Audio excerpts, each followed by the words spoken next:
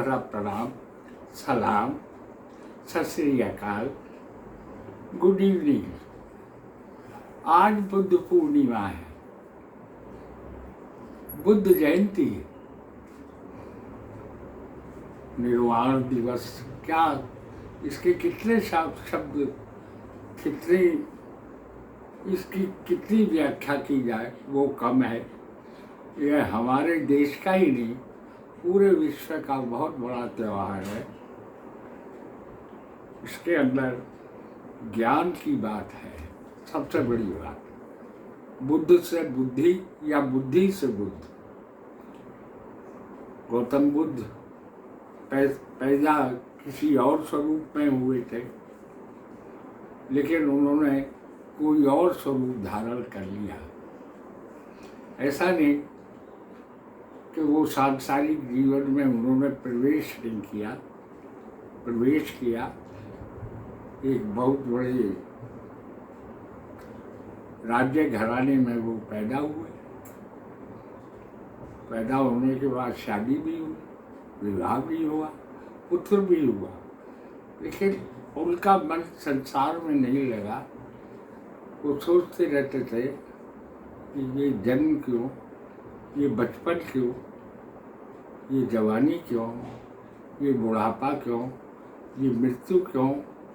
और उसके बाद की खोज में, इन सब की खोज में वो निकल पड़े। भार्या को, यशोधरा को सोते हुए छोड़ गए। वो निकल पड़े वहाँ से ज्ञान की खोज में, जंगलों में, पहाड़ों में भटकते गए। फिर आ गए, अंत में एक जगह बैठ गई। वो वट वृक्ष आज भी है, जहाँ बैठ के उन्होंने तपस्या की, साधना की। बाह्य जीवन उनके लिए शून्य हो गया था। उन्होंने अंतरात्मा को जगाया, और जगा के एक दिन उनको ज्ञान प्राप्त हुआ, जिसे ज्ञान आप प्राप्त कहते हैं।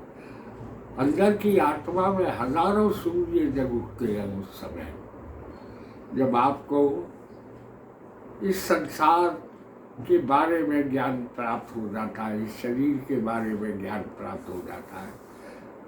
वो उसके बाद में फिर वो समाज में निकल पड़े, संसार में निकल पड़े, अपने उपदेश देने लगे, लोग उनकी तरफ आकर्षित होने लगे।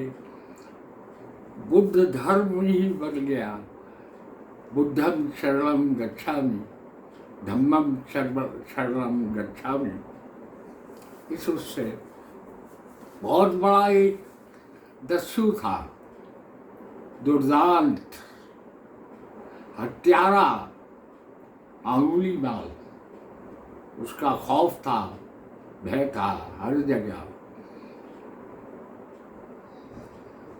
भगवान बुद्ध जब गुजरते जा रहे थे, वो उनकी तरफ आ गया, लेकिन उनके शरीर से निकलते हुए प्रकाश से वो इतना प्रभावित हुआ कि उसने सब कुछ छोड़ दिया, उनकी शरण में ही चला गया। वो एक परम मानव बन गया। वह भी जो उनकी शरण में आ जाता, वो परम मानव बन जाता था।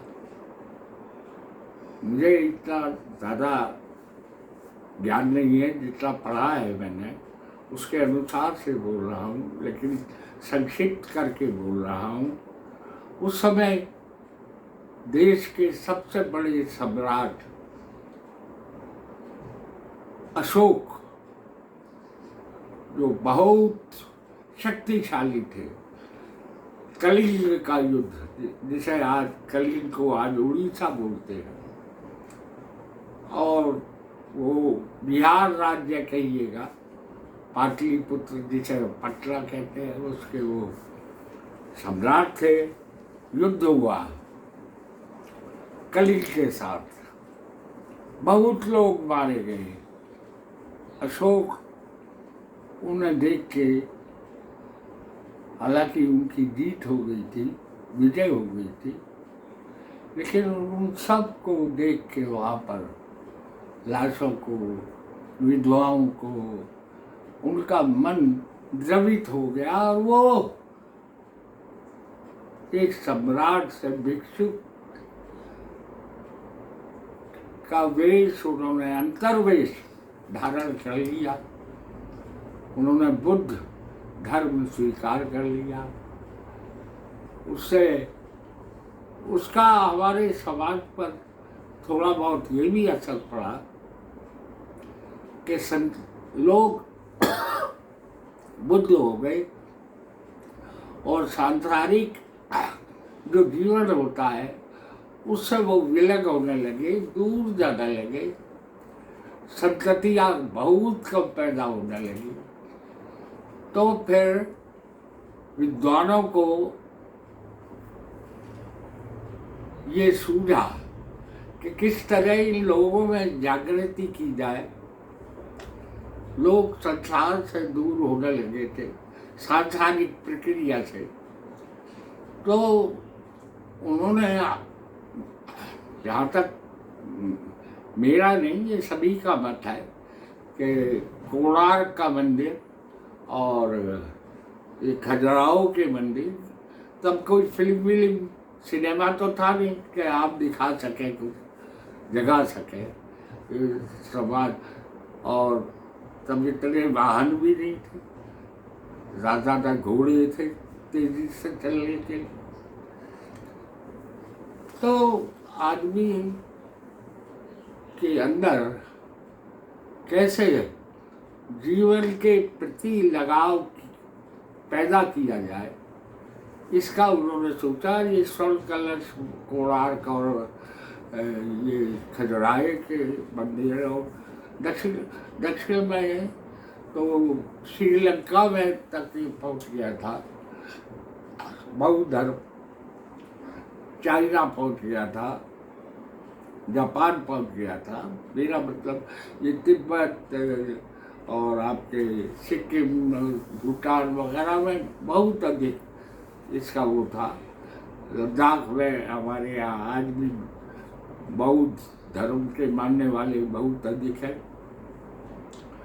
तो कहने का तात्पर्य ये है कि इतना, ये मैं अपने आप से ये सोचता हूँ कि इतना अपने आप से जीवन से अलग भी बताओ हो जाओ कि जीवन को आप देख भी ना पाए, जीवन का दर्शन जरूर करना चाहिए।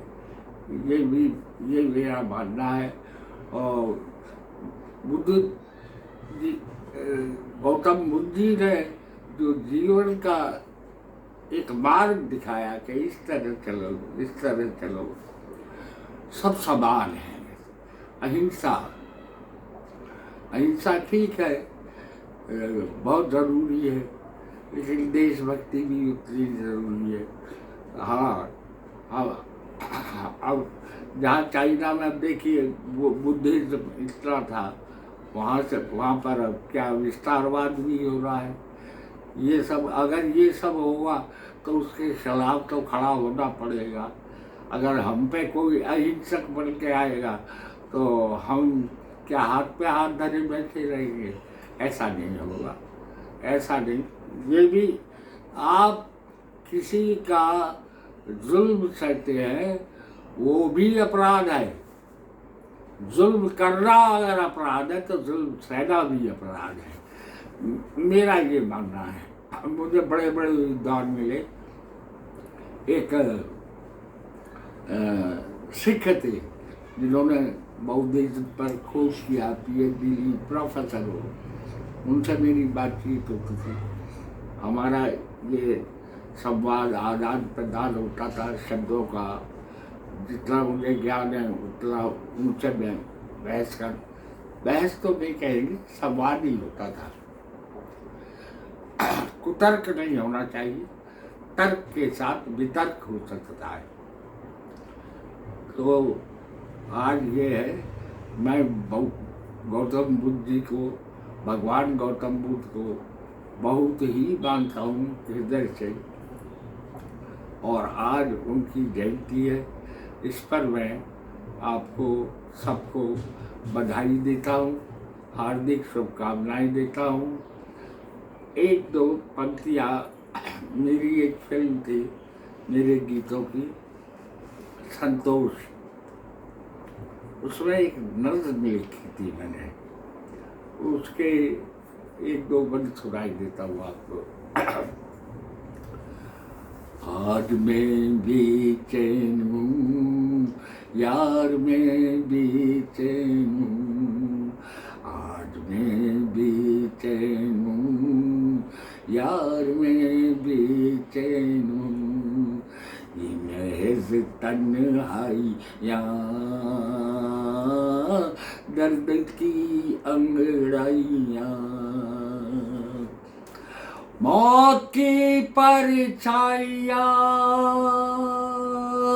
यार, मैं बेचैन हूँ, आज मैं बेचैन हूँ यार, मैं बेचैन हूँ।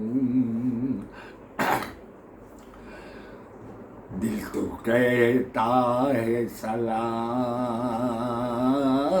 छोड़ दूँ दुनिया तमाम, दिल तो कहता है सलाम, छोड़ दूँ दुनिया तमाम, तोड़ दूँ नफरत के जाल, यार मैं बेचैन हूँ, आज मैं बेचैन हूँ यार, मैं बेचैन हूँ।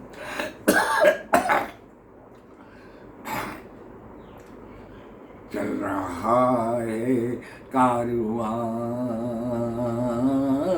जल रहा है नौजवान, चल रहा है कारवां, जल रहा है नौजवान, सो रहे हैं रहनुमा यार, मैं बेचैन हूँ, आज मैं बेचैन हूँ यार, मैं बेचैन हूँ। जय हिंद, जय भारत।